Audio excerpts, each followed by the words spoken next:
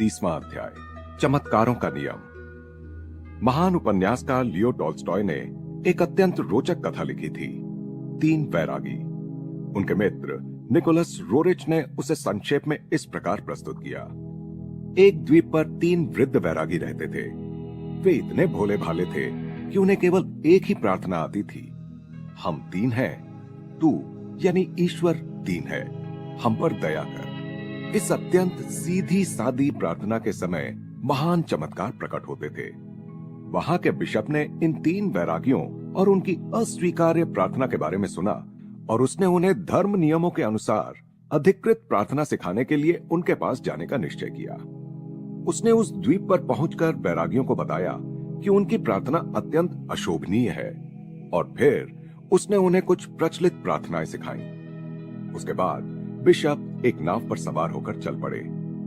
उसने नाव के पीछे आते एक दीप्तिमान प्रकाश को देखा।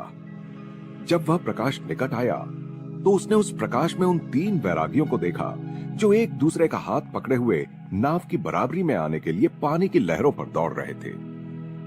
जब वे बिशप के पास पहुंचे तो उन्होंने चिल्लाकर उससे कहा, आपने हमें जो प्रार्थनाएं सिखाई थीं, वे सब हम भूल गए हैं और इसीलिए आपसे यह अनुरोध करने के लिए दौड़े दौड़े आए हैं कि आप फिर से हमें वे प्रार्थनाएं सिखा दें।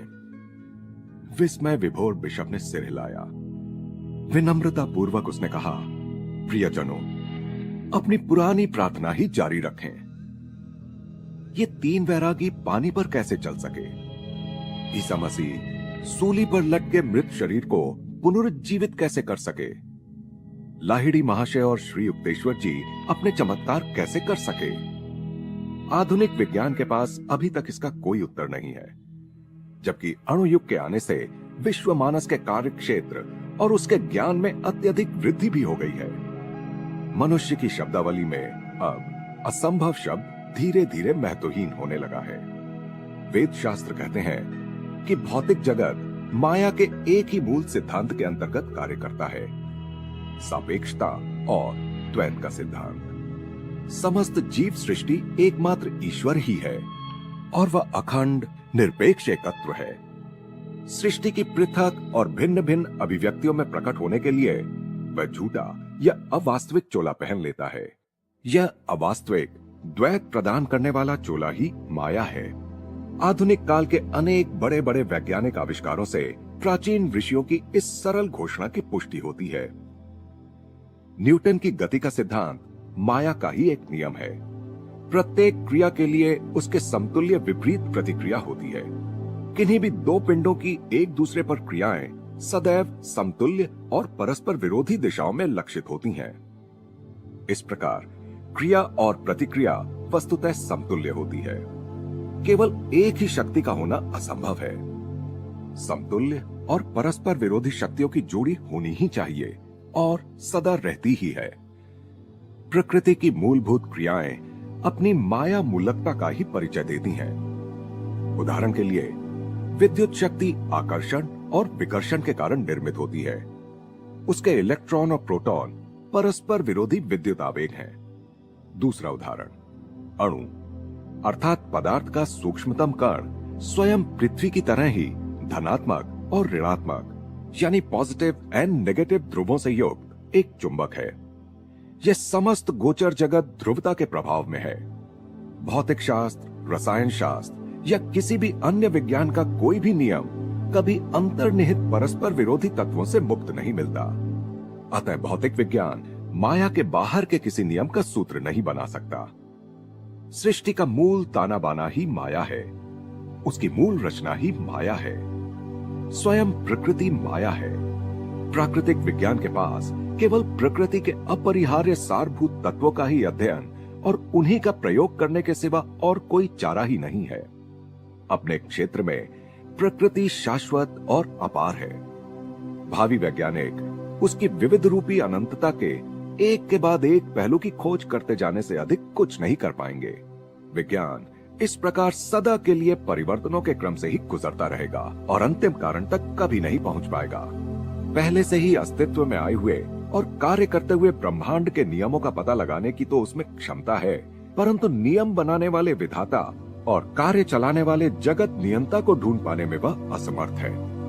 गुरुत्वाकर्षण और विद्युत शक्ति के तेजस्वी प्रदर्शनों का तो पता चल गया, परंतु गुरुत्वाकर्षण और विद्युत शक्ति क्या है, कोई मानव नहीं जानता।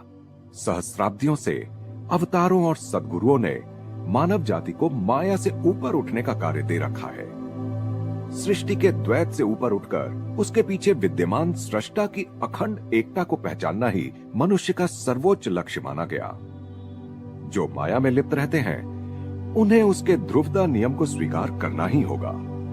ज्वार भाटा, उत्थान पतन, दिन रात, सुख दुख, अच्छा बुरा, जन्म मृत्यु, कुछ हजार मानव जन्मों से गुजरने के बाद मनुष्य को इन आवृत्तियों की यह नियमबद्ध क्रमशीलता पीड़ादायक और नीरस प्रतीत होने लगती है। तब वह माया जनित विवशताओं से परे आशापूर्ण दृष्टि डालने लगता है। माया के पर्दे को हटाने का ही अर्थ है सृष्टि के रहस्य को अनावृत करना। जो इस प्रकार सृष्टि का अनावरण कर देता है केवल वही सच्चा अद्वैतवादी है, अन्य सब केवल मूर्ति पूजक हैं। जब तक मनुष्य प्रकृति की द्वयात्मक भ्रांतियों में उलझा रहता है तब तक छल कपटी माया ही उसकी आराध्य देवी होती है और वह एकमात्र सच्चे ईश्वर को नहीं जान सकता। विश्व माया मनुष्यों में अविद्या यानी अज्ञान और भ्रम के रूप में प्रकट होती है। माया या अविद्या को बौद्धिक विश्वास या विश्लेषण के द्वारा कभी नष्ट नहीं किया जा सकता। केवल निर्विकल्प समाधि की आंतरिक स्थिति की प्राप्ति से ही उसे नष्ट किया जा सकता है। ओल्ड टेस्टामेंट यानी बाइबल के पूर्व भाग के सब संतों तथा सभी देशों और युगों के दृष्टाओं ने चेतना की उसी अवस्था से उपदेश दिया था। एजेंकियल ने कहा था, बाद में वह मुझे दरवाजे के पास ले आया। यह दरवाजा पूर्वाभिमुख था और मैंने देखा इज़राइल के भगवान का दिव्य तेज पूर्व दिशा से आया और उसकी ध्वनि पानी की तेज बहती अनेक धाराओं के समान थी और पृथ्वी उसके तेज के आलोक में नहा उठी। योगी अपनी चेतना को ललाट यानी पूर्व दिशा में स्थित दिव्य चक्षु में से ले जाकर सर्वव्यापकता में पहुंचाता है। जब वह यह कर रहा होता है तब उसे ओम की पानी की तेज बहती अनेक धाराओं के समान ध्वनि सुनाई देती है, जो सृष्टि की एकमात्र वास्तविकता के प्रकाश के स्पंदनों के कारण होती है। सृष्टि के अरबों खरबों रहस्यों में सबसे विलक्षण रहस्य है प्रकाश। ध्वनि तरंगों के संचरण के लिए तो हवा या अन्य किसी भौतिक माध्यम की आवश्यकता होती है, परंतु प्रकाश तरंगे नाभिकीय पिंडों के बीच के निर्वात से भी सरलता पूर्वक संचार करती हैं। तरंग सिद्धांत में जिस काल्पनिक आकाश को नाभिकीय पिंडों के बीच के शून्य में प्रकाश का माध्यम माना जाता है, उसे भी आइंस्टाइन के इस मत के कारण हटा दिया जा सकता है कि अंतरिक्ष के ज्यामितीय गुणधर्म आकाश की कल्पना को अनावश्यक बना देते हैं। इन दोनों में से किसी भी प्रमेय को माने तब भी प्रकृति की समस्त अभिव्यक्तियों में प्रकाश ही सबसे सूक्ष्म और भौतिक अवलंबन से सर्वाधिक मुक्त है। आइंस्टाइन की असाधारण अवधारणाओं के अनुसार सापेक्षता सिद्धांत में प्रकाश की गति, जो कि 1,86,300 मील प्रति सेकंड है, सबसे महत्वपूर्ण है। वे गणित द्वारा सिद्ध करते हैं कि जहां तक मानव के सीमित मन का संबंध है, इस नित्य परिवर्तनशील ब्रह्मांड में केवल प्रकाश की गति ही अपरिवर्तनशील है, कि केवल वही निरपेक्ष स्थिरांक है। केवल प्रकाश के इस निरपेक्ष स्थिरांक पर ही मनुष्य के समय एवं दूरी के सारे मापदंड निर्भर हैं।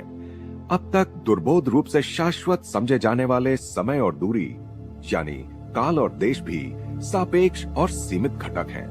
उनके माप का औचित्य केवल प्रकाश गति के संदर्भ में है। परिमाणात्मक सापेक्षता यानी डायमेंशनल रिलेटिविटी में अंतरिक्ष के साथ समय के आ जाने से समय का सच्चा स्वरूप भी सामने आ गया है कि वह केवल संदिग्धता के अलावा कुछ नहीं। कुछ ही समीकरणों को प्रस्तुत कर आइंस्टाइन ने एक प्रकाश को छोड़कर विश्व के सारे तथाकथित निश्चित तथ्यों का उन्मूलन कर दिया। बाद में जब आइंस्टाइन ने अपना एकीकृत क्षेत्र सिद्धांत यानी यूनिफाइड फील्ड थ्योरी प्रस्तुत किया तो उसमें उन्होंने एक ही गणितीय सूत्र में गुरुत्वाकर्षण नियम तथा विद्युत चुंबकत्व नियम को अंतर्भूत करने का प्रयास किया। इस प्रकार ब्रह्मांड की रचना को एक ही नियम के प्रकारांतर के सिद्धांत में लाकर आइंस्टाइन युग युगों को पार कर उन ऋषियों की श्रेणी में जा पहुंचे हैं जिन्होंने सृष्टि का एक ही आधार होने की घोषणा की थी, नित्य परिवर्तनशील माया। इस युगांतरकारी सापेक्षता सिद्धांत से सूक्ष्मतम परमाणु के अनुसंधान की गणितीय संभावनाएं जाग उठी हैं। अब बड़े बड़े वैज्ञानिक दृढ़ता के साथ न केवल यह कहने की हिम्मत कर रहे हैं कि अणु पदार्थ नहीं बल्कि शक्ति है, वरन वे यह भी कह रहे हैं कि आणविक ऊर्जा का स्वरूप मूलतः मनोमय है। Sir Arthur Stanley Eddington the nature of the physical world नामक पुस्तक में लिखते हैं, यह बात अब पूरी तरह समझ में आ चुकी है कि भौतिक विज्ञान केवल परछाइयों के जगत से संबंधित है, और यही अपने आप में एक महत्वपूर्ण प्रगति है। भौतिक विज्ञान के क्षेत्र में हम परिचित जीवन नाट्य की परछाइयों के खेल मात्र का अवलोकन करते हैं। मेरे हाथ की छाया टेबल की छाया पर टिकी हुई है और स्याही की छाया कागज की छाया पर अंकित हो रही है। यह सब प्रतीकात्मक है और भौतिक विज्ञानी इसे प्रतीक के रूप में ही रहने देता है, परंतु रसायन शास्त्री मन प्रतीकों को उनके मूल स्वरूप में परिवर्तित कर देता है। मोटे तौर पर इस सब का निष्कर्ष यह निकलता है कि इस जगत का सारा प्रपंच केवल मनोमय है, यानी मन जिस तत्व से बना है उसी तत्व से बना है।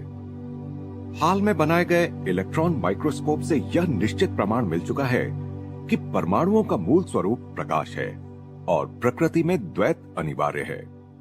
द न्यूयॉर्क टाइम्स ने American association for the advancement of science की एक सभा के समक्ष 1937 में दिखाए गए इलेक्ट्रॉन माइक्रोस्कोप के एक प्रयोग का विवरण इस प्रकार प्रकाशित किया था। अब तक एक्स किरणों द्वारा परोक्ष रूप से ही जाने जा सकने वाले टंगस्टन की रचना का रवेदार यानी क्रिस्टलाइन स्वरूप एक प्रतिदीप्त पर्दे पर स्पष्ट रूप से प्रकट हुआ, जिसमें 9 अणु अपने अपने अचूक स्थानों में स्थित दिखाई दे रहे थे। अणुओं की यह रचना घन यानी क्यूब आकार में थी, जिसमें घन के हर कोने में एक एक अणु था तथा केंद्र में एक। पर्दे पर दिखाई दे रही टंगस्टन की केलास यानी क्रिस्टल लैटिस में स्थित अणु प्रकाश बिंदुओं के रूप में दिखाई दे रहे थे, जो एक विशिष्ट ज्यामितीय रचना में स्थित थे। केलास के इस प्रकाश के घन के चारों ओर हवा के अणु पानी पर झिलमिलाती सूर्य किरणों के समान नाचते प्रकाश बिंदुओं के रूप में दिखाई दे रहे थे। न्यूयॉर्क की बेल टेलीफोन लेबोरेटरीज के डॉक्टर क्लिंटन जे डेविसन तथा डॉक्टर लेस्टर एच जर्मर ने 1927 में सर्वप्रथम इलेक्ट्रॉन माइक्रोस्कोप के सिद्धांत का आविष्कार किया, जिन्होंने यह देखा कि इलेक्ट्रॉन के अस्तित्व के 2 पहलू हैं। उसमें स्वतंत्र कण के भी गुण हैं और तरंग के भी गुण हैं। तरंग गुणों के कारण ही इसमें प्रकाश का स्वभाव है, और इस खोज के साथ ही किसी ऐसी युक्ति की खोज शुरू हुई जिससे इलेक्ट्रॉनों को एक बिंदु पर फोकस किया जा सके, जैसे लेंस के माध्यम से प्रकाश को फोकस किया जाता है। इलेक्ट्रॉन की द्विमुखी गुणात्मकता के आविष्कार के लिए, जिससे यह स्पष्ट हो गया कि समस्त भौतिक जगत द्विगुणात्मक है, डॉक्टर डेविसन को भौतिक विज्ञान में नोबेल पुरस्कार से सम्मानित किया गया। द मिस्टीरियस यूनिवर्स में सर जेम्स जीन्स लिखते हैं, ज्ञान का प्रवाह अब यंत्र विहीन वास्तविकता की ओर बहने लगा है। अब ब्रह्मांड एक विराट यंत्र नहीं बल्कि एक विराट विचार प्रतीत होने लगा है। इस प्रकार 20वीं सदी का विज्ञान प्राचीन वेदों की भाषा बोलने लगा है। अतः यदि आध्यात्मिक शिक्षा द्वारा नहीं तो विज्ञान द्वारा ही सही, मनुष्य को यह दार्शनिक सत्य समझ लेना चाहिए कि भौतिक जगत नाम की कोई चीज ही नहीं है। उसका ताना बाना भी केवल भ्रम है, माया है। विश्लेषण करने पर उसकी सत्यता की मृग मरीचिकाएं विलुप्त हो जाती हैं। भौतिक जगत की सत्यता के प्रति आश्वस्त करने वाले आधार जैसे जैसे मनुष्य के सामने ढहने लगते हैं, वैसे वैसे मिथ्या जगत में आस्था रखने की अपनी भूल का उसे कुछ कुछ एहसास होने लगता है, और यह बात भी उसकी समझ में कुछ कुछ आने लगती है कि उसने प्रभु की उस आज्ञा का उल्लंघन किया है कि तुम मेरे सिवा और किसी को ईश्वर नहीं मानोगे। पदार्थ के द्रव्यमान यानी मास और ऊर्जा यानी एनर्जी की समतुल्यता दर्शाने वाले अपने सुविख्यात समीकरण में आइंस्टाइन ने यह सिद्ध किया है कि पदार्थ के किसी भी कण में निहित ऊर्जा उसके द्रव्यमान या वजन के साथ प्रकाश गति के वर्ग के गुणनफल के बराबर होती है। पदार्थ कणों के विनाश द्वारा आणविक ऊर्जाओं को मुक्त किया जाता है। पदार्थ की मृत्यु ने एक आणविक युग को जन्म दिया है। गणित में प्रकाश गति इसलिए प्रतिमान या स्थिरांक नहीं है कि 1,86,300 मील प्रति सेकंड की संख्या स्वयं पूर्ण है, बल्कि इसलिए है कि कोई भी पदार्थ पिंड कभी उस गति को प्राप्त नहीं कर सकता, क्योंकि उसकी गति के साथ उसका द्रव्यमान यानी मास बढ़ता जाता है। दूसरे शब्दों में कहें तो केवल ऐसा पदार्थ पिंड प्रकाश की गति के साथ जा सकता है जिसका द्रव्यमान अनंत हो। यह संकल्पना हमें चमत्कारों के नियम के द्वार पर लाकर खड़ा कर देती है।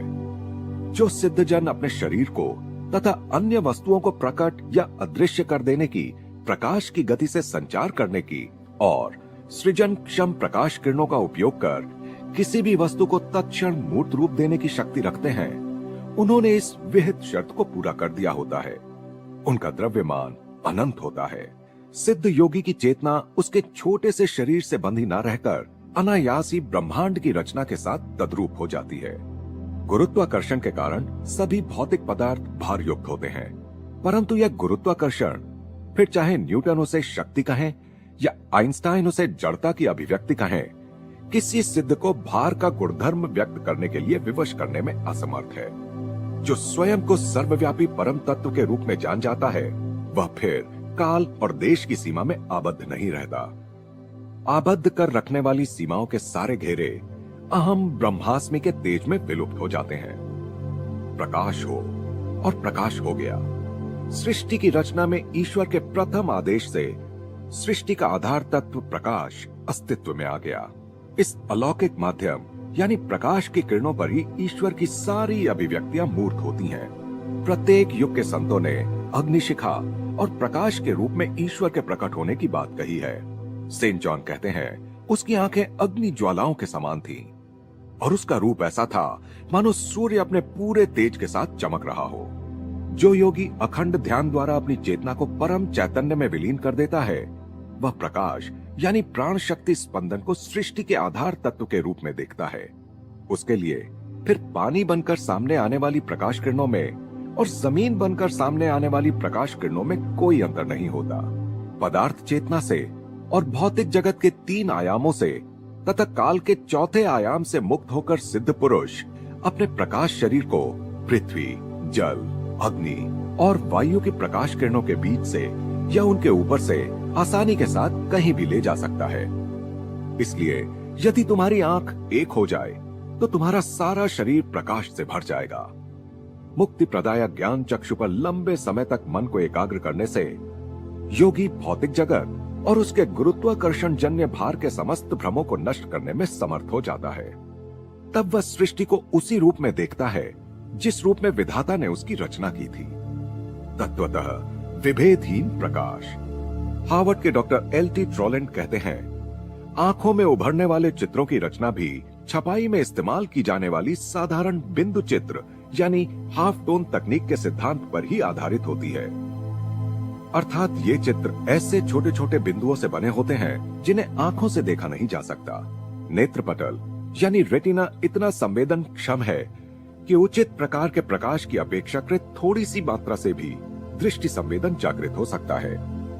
चमत्कारों के नियम को ऐसा कोई भी मनुष्य कार्यान्वित कर सकता है जिसने यह बोध कर लिया हो कि सृष्टि प्रकाश से ही बनी है, अर्थात सृष्टि का मूल तत्व प्रकाश है। सिद्ध पुरुष प्रकाश तत्व के अपने दिव्य ज्ञान का उपयोग सर्वव्यापी प्रकाश अणुओं को किसी भी इंद्रिय गोचर अभिव्यक्ति में तत्काल प्रकट करने के लिए कर सकता है।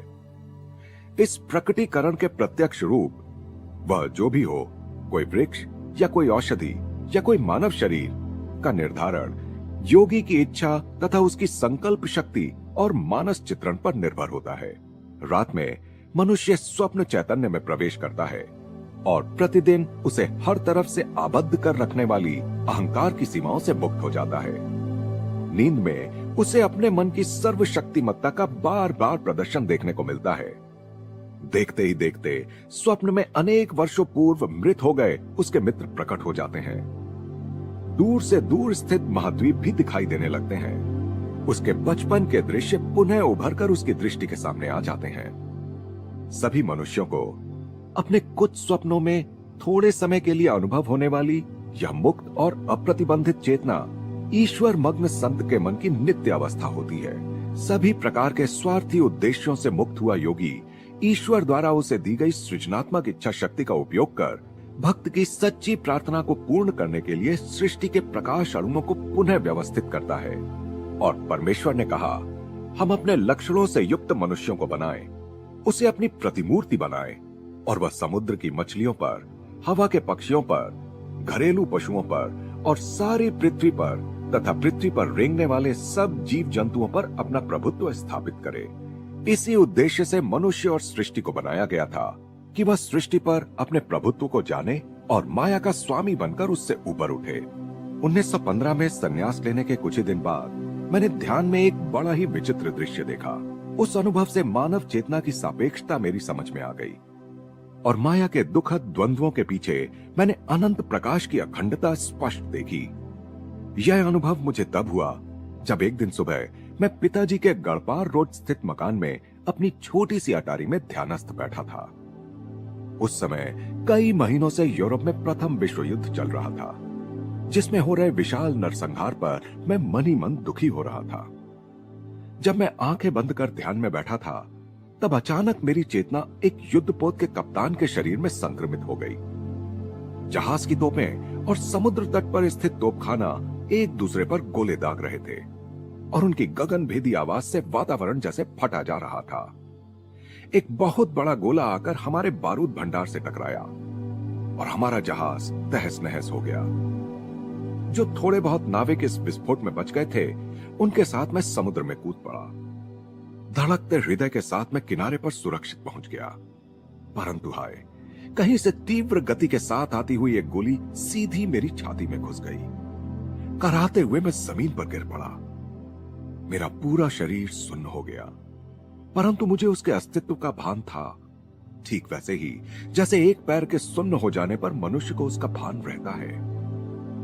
मृत्यु के गुप्त कदम आखिर मुझ तक पहुंच ही गए। मैंने सोचा, एक आखिरी निश्वास छोड़कर मैं मूर्छा में डूबने ही वाला था कि अचानक मैंने देखा कि मैं तो गढ़पार रोड पर अपने कमरे में पद्मासन में बैठा हूं। मैं अपने पुनः प्राप्त शरीर को टटोल टटोल कर और चिकोटी काट काट कर देखने लगा और मेरे नेत्रों से आनंदातिरेक के अश्रु बहने लगे। इस शरीर में छाती में गोली का कोई घाव नहीं था। अपने आप को आश्वस्त करने के लिए कि मैं सचमुच जिंदा हूं, मैंने शरीर को आगे पीछे हिलाया डुलाया, लंबी लंबी सांसें ली। इस हर्षोत्फुल्लता और आत्म बधाई के बीच ही अचानक मेरी चेतना फिर से उस रक्त रंजित समुद्र तट पर पड़े कप्तान के शव में संक्रमित हो गई। मेरा मन पूरी तरह उलझन में पड़ गया। मैं प्रार्थना करने लगा, प्रभु, मैं मृत हूं या जीवित? समस्त क्षितिज प्रकाश से दीप्तिमान हो उठा। मृदु गर्जन करता एक कंपन शब्द बनकर सुनाई देने लगा। जीवन या मृत्यु का प्रकाश के साथ क्या संबंध? अपने प्रकाश की मूर्ति के रूप में मैंने तुम्हें बनाया है। जीवन और मृत्यु के द्वंद्वों का संबंध केवल माया से है। अपने मायातीत स्वरूप को देखो। जागो मेरे बच्चे, जागो। मानव की जागृति के क्रम में ईश्वर यथा समय और यथा स्थान वैज्ञानिकों को अपनी सृष्टि के रहस्यों को जानने के लिए प्रेरित करता है। अनेक आधुनिक आविष्कार इस बात को समझने में मानव की सहायता करते हैं कि सृष्टि एक ही शक्ति की विविध अभिव्यक्तियां मात्र है, कि ये सारी अभिव्यक्तियां ईश्वरीय प्रज्ञा से युक्त प्रकाश की हैं। चलचित्र, radio, television, radar, photo electric cell यानी आश्चर्यकारी विद्युत नेत्र, अणु शक्तियों के सारे चमत्कार प्रकाश के विद्युत चुंबकीय गुणों पर आधारित हैं। चलचित्र कला किसी भी चमत्कार का दृश्यांकन कर सकती है। प्रभावकारी दृश्य प्रस्तुत करने के दृष्टिकोण से कौशलपूर्ण फोटोग्राफी के लिए कुछ भी असंभव नहीं है। चलचित्र में मनुष्य पारदर्शी सूक्ष्म शरीर धारण कर अपनी स्थूल देह से निकलता हुआ देखा जा सकता है। वह पानी पर चल सकता है, मृत व्यक्ति को दोबारा जिंदा कर सकता है, घटनाक्रम को पलटकर पीछे ले जा सकता है तथा देश और काल की धज्जियां उड़ा सकता है। कुशल फोटोग्राफर अपनी इच्छा के अनुसार छाया चित्रों को मिलाकर दृष्टि के लिए चमत्कार कर सकता है, ठीक उसी प्रकार जैसे सिद्ध पुरुष वास्तविक प्रकाश किरणों के साथ करता है। जीवंत प्रतीत होने वाले चित्रों को प्रस्तुत करते चलचित्र सृष्टि के अनेक तथ्यों पर प्रकाश डालते हैं। सृष्टि निर्देशक ने अपनी पटकथाएं स्वयं लिखी हैं और सदियों के इस विराट चित्रपट में असंख्य अभिनेता अभिनेत्रियों का समावेश किया है।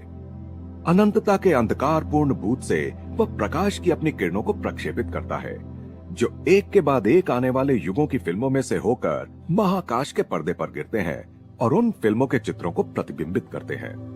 जिस प्रकार सिनेमा के चित्र वास्तविक प्रतीत होते हैं, परंतु होते हैं मात्र प्रकाश और छाया के मिले जुले चित्र। उसी प्रकार सृष्टि की विविधता भी एक भ्रम मात्र है। विभिन्न ग्रह मंडल और उन पर जीने वाले असंख्य जीव एक विराट चलचित्र के चित्रों के अतिरिक्त कुछ नहीं। मनुष्य की पंचेंद्रियों को तात्कालिक समय के लिए वास्तविक लगने वाली परिवर्तित दृश्य मानव चेतना के पर्दे पर अनंत सृजनात्मक किरण द्वारा प्रक्षेपित किए जाते हैं। सिनेमा दर्शक दृष्टि ऊपर उठाकर देख सकते हैं कि पर्दे पर दिखाई देने वाले सारे चित्र विहीन प्रकाश किरणों की एक बीम से उत्पन्न होते हैं। सृष्टि का यह रंग बिरंगा नाटक भी उसी प्रकार एक ब्रह्मांडीय स्रोत से आने वाले एकमात्र श्वेत प्रकाश से उत्पन्न हो रहा है। अकल्पनीय कौशल के साथ ईश्वर अपनी संतानों के मनोरंजन के लिए विराट नाटक प्रस्तुत कर रहे हैं, जिसमें उन्हें वे अपने ग्रह मंडलीय नाट्य गृह में नाटक के पात्र भी बना रहे हैं और दर्शक भी। एक दिन यूरोप के युद्ध क्षेत्रों की न्यूज रील देखने के लिए मैं एक सिनेमा थिएटर में गया। प्रथम विश्व युद्ध पाश्चात्य जगत में तब भी चल रहा था। न्यूज रील में नरसंहार इतना वास्तविक लग रहा था कि मैं अत्यंत व्यथित हृदय से थिएटर से बाहर निकला। मैं प्रार्थना करने लगा, प्रभु आप इतना दुख दर्द क्यों होने देते हैं? मेरे आश्चर्य का ठिकाना न रहा जब प्रत्यक्ष यूरोप के युद्ध क्षेत्रों के दिव्य दर्शन के रूप में मेरी प्रार्थना का तत्काल उत्तर आया। मृतकों और मरणासन्न लोगों से भरे ये दृश्य न्यूज रील के चित्रांकन से कहीं अधिक भयंकर थे। ध्यान से देखो, मेरी अंतरात्मा से एक मृदु एवं सौम्य वाणी कह रही थी, तुम देखोगे कि फ्रांस में अभी अभिनीत किए जा रहे ये दृश्य प्रकाश छाया के खेल के अतिरिक्त कुछ नहीं है। ये सृष्टि के चलचित्र हैं, उतने ही वास्तविक और उतने ही अवास्तविक जितनी तुमने अभी अभी देखी न्यूज रील थी। नाटक के भीतर और एक नाटक। मेरे हृदय को अभी भी सांत्वना नहीं मिली। दिव्यवाणी आगे कहती गई, सृष्टि प्रकाश और छाया दोनों ही है, अन्यथा कोई चित्र संभव नहीं हो सकता।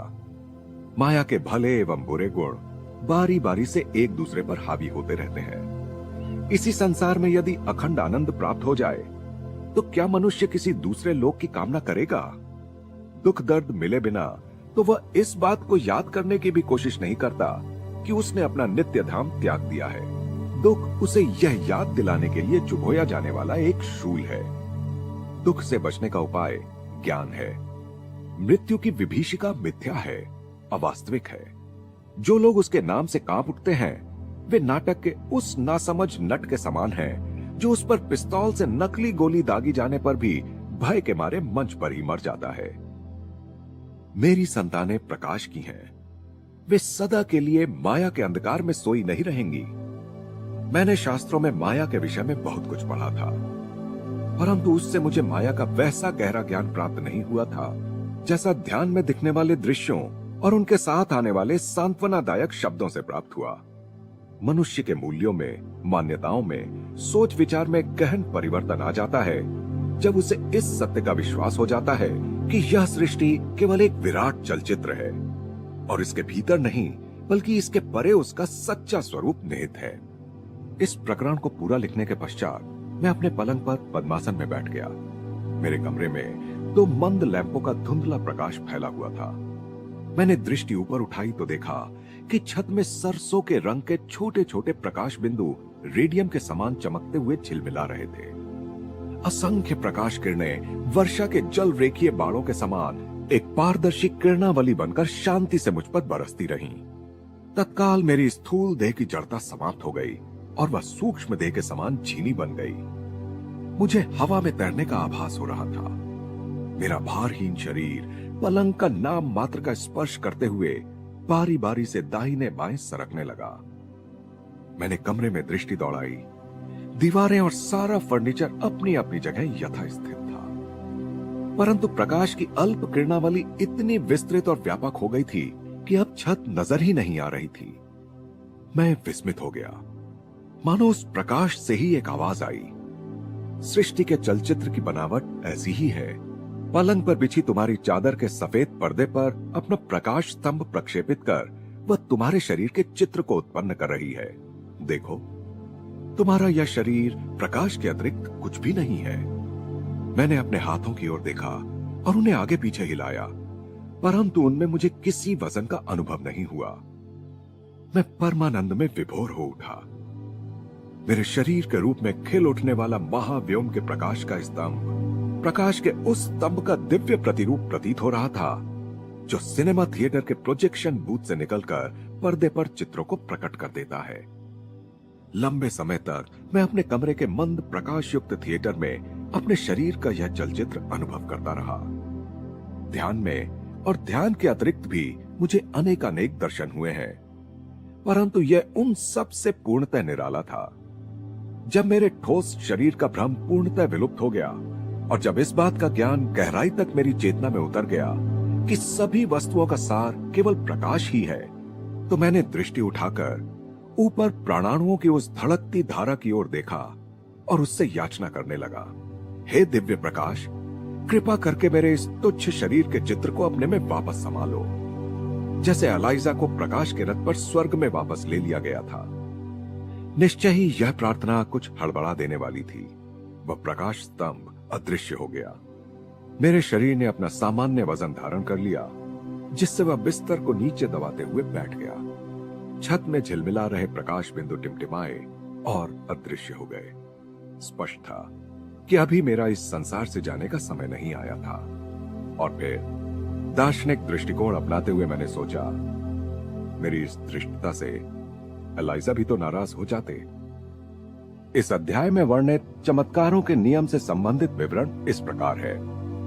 सामान्यतः चमत्कार उस कार्य या घटना को माना जाता है जिसके पीछे कोई नियम ना हो या जो सभी नियमों से परे हो, परंतु अत्यंत सुनिश्चित रूप से चलने वाली हमारी सृष्टि में सभी घटनाएं नियम के आधार पर ही घटित होती हैं और उनके पीछे कार्य करने वाले नियम की व्याख्या भी की जा सकती है। सिद्ध पुरुषों की तथाकथित चमत्कारी शक्तियां चेतना के आंतरिक विश्व में क्रियाशील सूक्ष्म नियमों के बारे में उनके पूर्ण ज्ञान के स्वाभाविक परिणाम हैं। वस्तुतः किसी भी बात को सही अर्थ में चमत्कार कहा ही नहीं जा सकता, सिवाय इसके कि गहन अर्थ में सब कुछ चमत्कार ही है। हम में से प्रत्येक का एक अत्यंत जटिल रचना युक्त शरीर में आबद्ध होना और अंतरिक्ष में ग्रह तारों के बीच तेजी से भ्रमण करती इस पृथ्वी पर रहने के लिए छोड़ा जाना, या इससे अधिक चमत्कार भी कोई है? ईसा मसीह और लाहिड़ी महाशय जैसे महान गुरुजन सामान्यतः अनेक चमत्कार करते हैं। ऐसे गुरुओं को मानव जाति के लिए बहुत बड़ा और कठिन आध्यात्मिक कार्य संपादन करना होता है और दुखी जनों की चमत्कारिक रीति से सहायता करना उस कार्य का एक हिस्सा प्रतीत होता है। असाध्य रोगों के एवं अति गहन मानवीय समस्याओं के निराकरण में दैवी हस्तक्षेप की आवश्यकता पड़ती है। जब एक अमीर ने ईसा मसीह से केपरनौम नामक स्थान में मरणासन्न पड़े अपने पुत्र को ठीक करने की प्रार्थना की, तो ईसा ने व्यंग्यात्मक ढंग से कहा, जब तक तुम प्रमाण और चमत्कार न देखो तुम विश्वास नहीं करोगे। परंतु फिर आगे उन्होंने कहा, तुम अपने रास्ते चल पड़ो, तुम्हारा पुत्र बच जाएगा। John 4:46-54 Bible. इस प्रकरण में मैंने माया का अर्थात गोचर जगत में निहित जादुई शक्ति का वैदिक स्पष्टीकरण दिया है। पाश्चात्य विज्ञान ने इस बात का पता लगा लिया है कि अणुयुक्त पदार्थ जगत में अवास्तविकता का जादू व्याप्त है, परंतु केवल प्रकृति ही नहीं बल्कि मनुष्य अपने मर्त्य रूप में भी माया के या सापेक्षता सिद्धांत के परस्पर विरोधाभास के, द्वैत के, उत्क्रमण के, परस्पर विरोधी अवस्थाओं के अधीन है। यह नहीं सोचना चाहिए कि माया के सत्य का ज्ञान केवल ऋषियों को ही हुआ था। बाइबल के ओल्ड टेस्टामेंट में वर्णित सिद्ध जन माया को शैतान कहते थे, जिसका हिब्रू भाषा में शब्दशः अर्थ है विरोधी। ग्रीक टेस्टामेंट में शैतान के पर्यायवाची शब्द डायबोलस या डेविल का प्रयोग किया गया है। माया या शैतान वह विराट जादूगर है जो एकमात्र निराकार अस्तित्व को छुपाने के लिए अनेक रूप साकार कर देता है। ईश्वर की योजना या लीला में माया या शैतान का एकमात्र कार्य है मनुष्य को परम तत्व से पदार्थ जगत की ओर, सत्य से मिथ्या की ओर मोड़ने का प्रयास करना। ईसा मसीह ने माया का डेविल, हत्यारे एवं झूठ बोलने वाले के रूप में सुंदर वर्णन किया है। डेविल शुरू से ही हत्यारा है। सत्य में वह कभी नहीं रहा क्योंकि उसमें सत्य है ही नहीं। जब वह कोई झूठ बोल देता है तो वह उसका अपना होता है। क्योंकि वह है ही झूठा और झूठ का जनक। John 8:44 Bible. डेविल शुरू से पाप ही करता आ रहा है। इसी उद्देश्य से ईश्वर के पुत्र का आविर्भाव हुआ कि वह डेविल के सभी कार्यों को नष्ट कर दे। 1 जॉन 3:8 बाइबल। अर्थात मनुष्य के अपने भीतर क्राइस्ट चैतन्य यानी कूटस्थ चैतन्य का आविर्भाव, जो अनायासी सारे भ्रमों को या डेविल के सभी कार्यों को नष्ट कर देता है। गोचर जगत की रचना में ही निहित होने के कारण माया अनादि ही है। परम तत्व की अपरिवर्तनीयता के विरोध स्वरूप गोचर जगत नित्य परिवर्तनशील है।